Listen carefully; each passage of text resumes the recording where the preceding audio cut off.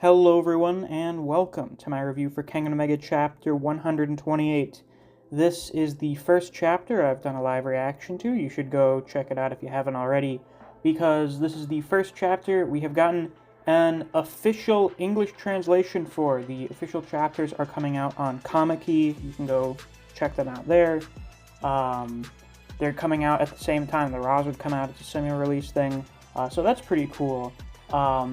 And this also means that we're going to be consistently getting good scan quality. I know we've had some weeks where the quality of the scans was pretty bad. Some of the panels are really blurry, so we should probably be getting consistently good scans every week. Now, let me say, what a chapter for the official release to start on. The ruling on Wakatsuki versus Faye is that it is a double knockout. It's a draw, no contest, no points, because of purgatory rules, I guess. Because they both knocked each other out, kind of. I don't know, I don't think purgatory has any specific rules about what happens if, while landing a knockout punch, the fighter explodes, but I guess they just have something where, like, if in the, knockout moment, both of the fighters are left unconscious or something, that counts as a knockout, a double knockout. So it's a draw. No points. Waka does not lose. He fights them to a draw, which, now this is going to sound like cope, it could be seen as sort of a victory in itself, because if almost anyone else on the team fought Faye, it would have been a loss. So instead, they just kind of got a stalemate. Maybe, probably, if Ohma or Kano fought Faye, they would probably win, maybe. They would at least have, I think, better chance, because I think both of those two are at least a little stronger than Waka. Let's be real, they're a bit stronger than Waka, yeah.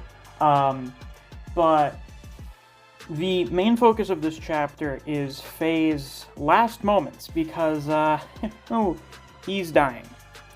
In case you may have not noticed at the end of the last chapter, pretty much all of Faye's blood vessels fucking exploded.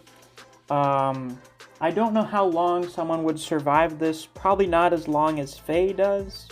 I don't think having all of your blood vessels explode usually happens, so I don't think there's very many cases to draw a real-life reference from, but I digress. Faye is gonna die. You've got Liu and Carlos there at his side. They're concerned for him. They don't want him to die. They're trying to comfort him, I guess. Liu is confused as to why all this is happening. Carlos. Oh man, Carlos. Holy shit. He is so good in this chapter. Carlos stocks have gone way up. I know we already love Carlos a lot because he's the realist. But the way that he's talking to Faye here is really good, asking him if there's anyone important to him that he has any final words for, and that he swears to God he'll tell them.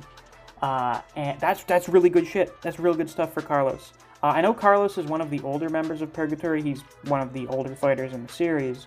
And he kind of feels like it in this chapter. Carlos is really like the cool guy in Purgatory who's on fairly good terms with everyone. So I really liked the role Carlos played in this chapter. But Faye doesn't have anyone, which is kind of sad. He has this great moment where he tells Carlos to let go of him because he's not into men. That was pretty good. Even at the end, Faye is a cheeky little bastard. I'm going to miss him. He was very entertaining. I really liked Faye. But for the last person he wants to talk to, he wants to see Ohma. And we get some fairly important information here. The first one is, what is the Tiger's Vessel? Well, it's kind of simple. It seems to be what a lot of people would have figured it was. I know Niko's heir figured out what it was. You're the heir to the Niko style. How convenient. That kind of makes the most sense. I'm pretty sure the Niko style means something tiger. Was that Ohma? I can't remember, actually. I know the Niko style has something to do with tigers. So that just kind of makes sense. And because Faye is about to die, the only person left other than Niko who practices the Niko style is Ohma. So Ohma's going to be the heir, unless they find someone else to teach. Who knows? Maybe Koga. We'll get into that in a minute. But when Koga asks if Ryuki is a contender for this, because the Worm were interested in Ryuki, we knew that Faye originally wanted to kill him. I guess that was before he found out that Ohma was back. But now we actually find out that Ryuki could not be a contender to be the Tiger's Vessel because he doesn't know the Niko style. You have to know the Niko style to become the Tiger's Vessel, so that just kind of makes sense. And also, you can't become it by just having the same genes, because, Ohma and Ryuki are clones. Nothing big. Now, the actual big revelation, because I'm pretty sure we all kind of figured Ryuki was a clone, he's not a clone of Ohma. He and Ohma are both clones of someone else. We don't know who that someone is, but they're part of the Worm. They have a lot of resources to be able to access organ farming because Jiaji was the one who brought Ohma his new heart. So it's totally Yan. It's very clearly Yan. It's the head of the Worm. Ohma and Ryuki are clones of the Worm head. With this in mind, that really does raise some serious questions as to why Ohma and Ryuki ended up where they did. Ohma meeting up with his Niko may not have been a coincidence. That may have been something that was intended. He was sent to Niko to learn the Niko style, and that was somehow going to play into the plans of the Worm.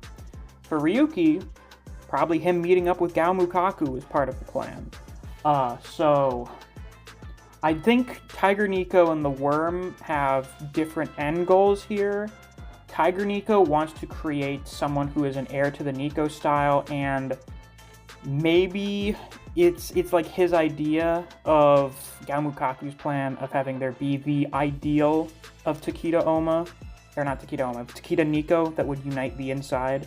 That may still be what Tiger Niko's after. That's what he thinks the Tiger's Vessel is. The Tiger's Vessel is the person who will do that, while the Worm head probably wants someone to transfer his brain into or something. That's probably what Ryuki's job as the connector is. When they call him the last child, he's probably the last of the line of clones of Yan, and he is probably going to be subject to Hoi Sheng? Was that the Wu clan brainwashing thing? Either that, or they're going to use the cyberbrain shit. They're going to use cyberbrain so that Yan can transfer his consciousness into Ryuki or someone else. And there's like a Venn diagram between these two end goals. We're going to be seeing more about how that works out. The chapter ends off with Tiger Niko, after Faye dies, by the way. Faye's dead. He has like a fucking shit fit about Tiger Niko screwing him over. Tiger Niko says that the last of his test subjects is dead. Now he has all the data he needs to further evolve the Niko style. Now, I don't know about you, Chief, but with like all of the ridiculous shit Faye was doing, I don't think you need to evolve it any further. Unless you want it to be like a literally fucking unbeatable martial art. Like if someone knows the Niko style, they're just a god. Actually, that really wouldn't be too surprising if that was what he wanted. Now, when he says the last of his test subjects, I wonder if that includes Lu Tian, or if Lu Tian was one of his 3 disciples. But I'm pretty sure he said that Faye was the youngest of his disciples, so this probably means that Lu is dead. I think we all kind of figured he was going to get offed. So that's really not too surprising. However, you should remember that not that long ago, Tiger Niko was about to get in a fight with Muteba, and Tiger Niko is walking down the hallway covered in blood that is not coming from any wounds. He looks fine. He's covered in someone else's blood. It's probably Muteba's. So, really, 2 likely outcomes here. First one, Muteba got fucking obliterated. Muteba's fucking dead. This would be very unfortunate, because Muteba is one of the coolest characters in the series, and I would be kind of sad if he died. But the other possible explanation is that they started fighting a bit. Tiger Niko starts kicking the shit out of Muteba, and Muteba's like, yup, this is not worth the pay. I give up. Bye, Mr. Tiger Man. I don't feel like dealing with this bullshit. Because as we know, Muteba's priorities are his own survival and his continued ability to be a mercenary, not winning fights with anyone. If he decides a job's not worth the pay anymore, he's gonna quit. So, Muteba may be alive, he may be dead, who knows. We did not get an entrance for Lolong or Roland this week. I don't think the name difference is going to matter too much.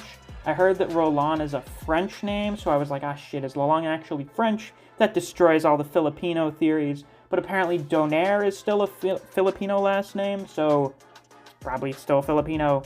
I mean, he's the least Filipino I've ever seen in my life, but that's besides the point. No entrance from Lolong this week. Maybe next week, and I say maybe because this chapter had nothing to do with the next round. It was just entirely focused on Faye's death, just like when Nidon died. So I don't know if we're getting that next week, or if we're going to get that the week after, or maybe later, because there's still Eddie versus Ryan going on. I don't know if that's getting off-screened. I mean, very clearly it seems like Tiger Niko versus Muteba got off-screened. We may get some kind of short flashback to see what happened there. Depending on what happened to Muteba. But with Eddie versus Ryan, that's one where months ago I just kind of resigned that, yeah, it's going to be off-screen. But now that we saw it start, I don't know. I want to see at least some of it, so maybe we'll see, like, in media res, the fight will be interrupted when Eddie looks at the TVs and he's like, oh shit, Faye's dead, anyway, and then just goes back to beating the shit out of Ryan. Maybe that's what next chapter will be about. It's also possible that next chapter we have Tiger Niko run into some other characters such as Joji and Kureishi, because they're walking around and they're looking for the worm. And, well, Tiger Niko's part of the worm, so that's a possibility. And I think Joji meeting Tiger Niko is important because there is a theory going around that Tiger Niko is actually Koga's dad. I don't know how insane that theory is, because I do think there's a little bit of merit to it, and that we have no idea who Koga's parents are. He had, like, that tiger jacket on when he first showed up, so who knows. We don't know what his significance in the grand scheme of things is going to be. Also, the fact that he has the fist eye could be a big deal, though you would think that Tiger Niko would have that. Well, anyway, and if you have Joji run into Tiger Niko, he could be like, yo, what the fuck are you doing here, brother? Because, you know, Joji is Koga's uncle, right? So they would be brothers, yes? And that would maybe explain why Faye was freaking the fuck out when he was looking over in his last moments. And it's not clear exactly who he's looking at because his eyes are all blurry. But it does seem like he could have possibly been looking at Koga. And he mentioned something about having never seen his face before. I don't know if that's referring to Yan, because, you know, he doesn't know who Ohma and Ryuki are clones of. So if they are, him not being able to confirm would be because, oh yeah, I haven't seen his face before, and then him freaking out was him, you know, putting the pieces together and being like, oh shit, they're Yan's clones. Or alternatively, he's like, oh shit, I've never seen Koga's face before. Don't tell me you're fucking Tiger Niko's kid. Who knows? Yeah.